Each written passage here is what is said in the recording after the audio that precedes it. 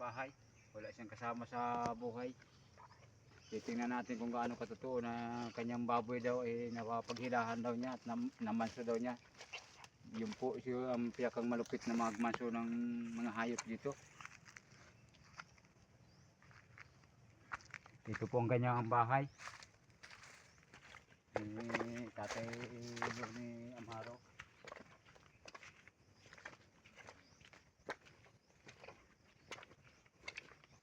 Tao po. Ayan po kaya si Tatay ni Amaro. Tao po. Narito po. Ay naroon po pala. Naroon po pala. Ano na yung kanyang baboy. Totoo po nga.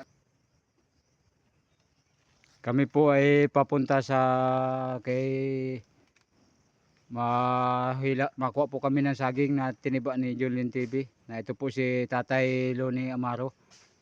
Papahila doon sa kanyang baboy. Yan po. Yan po mga idol. Sige Tatay, puntahan natin si Julien TV at makuha po kami ng saging. Naniniba po si Julien TV ng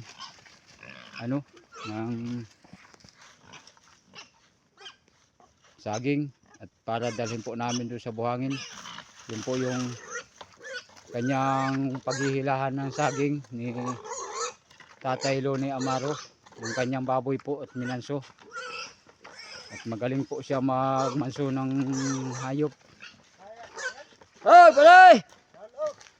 May natiba ka na pare! Malaki, yan po si Julien TV, nagtiba po ng saging.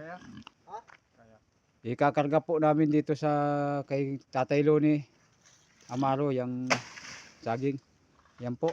At dadalhin po namin sa buhangin upang ibenta po namin sa buyer ng mamimili ng Yan po. Tiyatali na po ni Julien TV yung saging sa Paragos na baboy po ang may pahila. Oo pare. Ayan po ang kanyang baboy. Ayan po.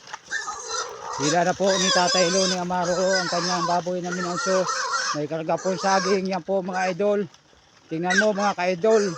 Ayan, napakalakas po ng kanyang baboy mga ka-idol. Ayan. May hila po isang buhay na saging mga ka-idol. Ang kanyang napakalupit po siya magmanso ng mga hayop. Siya po pinakang malupit magmanso. Kalabaw man, aso, baboy. Yan po si Tatay Loni Amaro. Yan po kita po ninyo mga ka-idol. Na talagang baboy po yan na may pahilan saging mga ka-idol. Ayan. Diretso po yan. At napaka po talaga lakas ang kanyang baboy mga ka-idol. Ayan. Ayun po si Tatay Loni Amaro. Yan po ang kanyang baboy na may hilang saging. Dadalhin po namin pabuhangin mga ka-idol. Yung saging na yan para ibinta at pambili ni Tatay ng bigas. Ang pirang pinagbintahan sa saging mga ka-idol. Ayan. Balik tayo. Sige, diretso tayo. Diretso.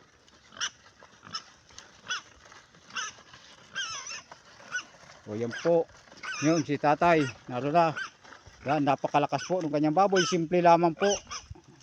Na simple-simple lang ang paglakad ng kanyang baboy. Napakagaling ng kanyang baboy at malakas mga ka-idol.